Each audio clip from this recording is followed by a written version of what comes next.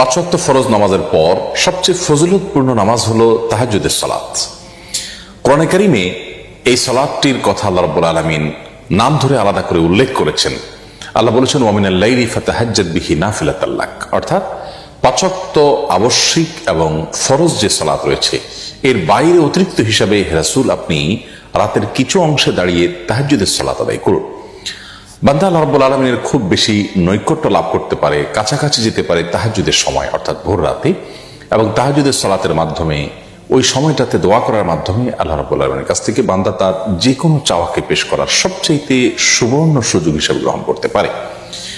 তাহাজ্জুদের সালাত নিয়ে আমাদের অনেকেরই জিজ্ঞাসা যে তাহাজ্জুদের সালাত কিভাবে আদায় করতে হয় এবং কখন আদায় করতে হয়, সন্ধ্যা রাতে আদায় করলে তাহাজ্জুদ আদায় হবে কিনা। তো এসব প্রশ্ন উত্তর আমরা আজ দিতে চাই। প্রথম কথা হলো যে তাহাজ্জুদ এই শব্দটির অর্থই হলো ঘুম থেকে উঠে যে সালাত আদায় করতে হয় সেই সালাত।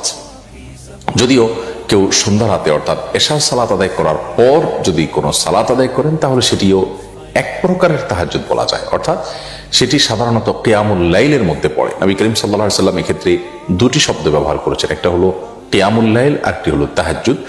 তো কিয়ামুল লাইল বা রাত জেগে সালাত আদায় সেটা কিন্তু রাতের শুরুতে অর্থাৎ এশার সালাতের পর থেকে নিয়ে যে কোনো সময় কিংবা রাতের শেষ ভাগে ফজর আগ মুহূর্ত পর্যন্ত যে কোনো সময় সালাত আদায় করুক না কেন পুরো সালাতটাই সবগুলোকেই সাধারণভাবে কিয়ামুল লাইল বলা হয়।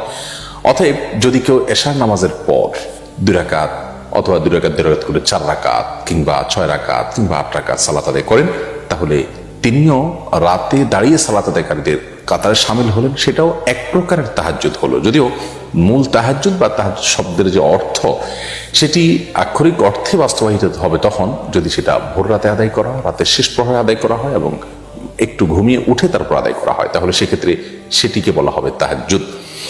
নবী করিম সাল্লাল্লাহু আলাইহি সাল্লাম সাধারণত তাহাজ্জুদের সালাত কখনো ছাড়তেন না এবং অনেক ইমামগণের তাহাজ্জুদ প্রসঙ্গে মন্তব্য হলো যে কেউ আল্লাহ রাব্বুল আলামিনের খুব প্রিয় পাত্র হবেন অথচ তিনি ভোর রাতে আল্লাহর সাথে কানাঘুষা করবেন না, কথা বলবেন না, সালাত আদায় করবেন না, দোয়া করবেন না, এটি কোশ্চেন কালেও হতে পারে না।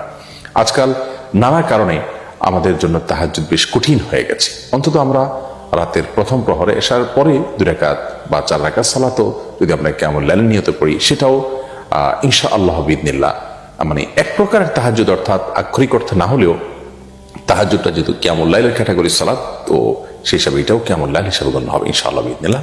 অন্তত এই মানে প্রথম শ্রেণীর না হলেও শেষ শ্রেণীর এই কিয়ামুল লাইলটা অন্তত আমাদের আদায় করার চেষ্টা করা উচিত। তাহাজ্জুদের সালাতটা কি আমরা নফলের নিয়তে করব নাকি সুন্নতের নিয়তে করব? এর উত্তর হলো যে কোনো নিয়ত করলেই আপনার সালাত আদায় হয়ে যাবে। মূলত তাহাজ্জুদ এটি নবী করিম সাল্লাল্লাহু আলাইহি সাল্লাম এটি আদায় করতেন নিয়মিত, অথবা এটি সুন্নাহ একটি নামাজ, সুন্নত নামাজ বলা যেতে পারে। আবার ফরজ সালাতের অতিরিক্ত হিসাবে যত সুন্নত আছে সবগুলোকে এক ধরনের এক্সট্রা নামাজ বলা যায়, কিন্তু আমরা সাধারণত নফল বলতে বুঝি হলো সুন্নতেরও বাইরে যেটা মানুষ একান্ত নিজের ইচ্ছা করে সেটি। অতএব ওই বিবেচনায় আমরা বলতে পারি তাহাজ্জুদের নামাজটা মূলত সুন্নত নামাজ, যেহেতু নবী সাল্লাল্লাহু আলাইহি সাল্লাম পড়েছেন, পড়তে বলেছেন বিধায় এটি সুন্নাহ, তার অনুসরণ আমরা করছি সেজন্য এটি সুন্নত নামাজ বলবো।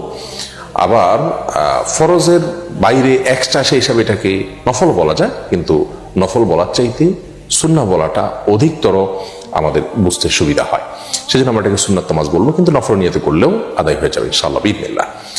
তাহাজ্জুদের নামাজ পড়ার পদ্ধতি কি? আমরা এটা নিয়ে অনেক ধোঁয়াশার মধ্যে থাকি। আমরা মনে করি যে প্রথম রাকাতে সুনির্দিষ্ট করে একটা সূরা এতবার পড়তে হবে, দ্বিতীয় রাকাতে অমুক সূরা এতবার পড়তে হবে। মূলত তাহাজ্জুদের নামাজ অন্য 10টা নামাজের মতো, এর বিশেষ কোনো নিয়ম নাই। তবে হ্যাঁ, নবী সাল্লাল্লাহু আলাইহি ওয়াসাল্লামের হাদিস রয়েছে সালাতুল লাইলি ওয়ান নাহারি মাসনা মাসনা, রাত এবং দিনের এই নফল বা এক্সট্রা নামাজগুলো 2 রাকাত 2 রাকাত করে আদায় করতে হয়। বিধায় আমরা তাহাজ্জুদের সালাত 2 রাকাত 2 রাকাত করে আদায় করবো, এটাই হলো উত্তম। আর এই 2 রাকাত 2 রাকাত করে যে আদায় করবো সেটা অন্য সাধারণ নামাজের মতোই আমরা পড়বো। অন্য সালাতগুলো যেরকম পড়ি, হাত বাঁধার পর আমরা দোয়া ইস্তেফতাহ বা সানা পাঠ করার পর সূরা ফাতিহা, সূরা ফাতিহার পরে যে কোনো সূরা আমরা মেলাতে পারি, যে কোনো সূরা মেলাতে পারি, এবং যত লম্বা সূরা পড়তে পারি তত উত্তম, যত সময় নিয়ে যত ধীরে ধীরে পড়তে পারি ততই ভালো। এরপর আমরা রুকু সিজদা করে দ্বিতীয় রাকাতে দাঁড়িয়ে সূরা ফাতিহার পরে আবার যে কোনো সূরা আমরা পাঠ করতে পারি। প্রথম রাকাতে অমুক সূরা এতবার, দ্বিতীয় রাকাতে তমুক সূরা এতবার, এরকম কোনো নির্দিষ্ট কোনো সূরাও নেই, নির্দিষ্ট কোনো সংখ্যাও নেই, এগুলো নেহায়েতই আমাদের বানানো।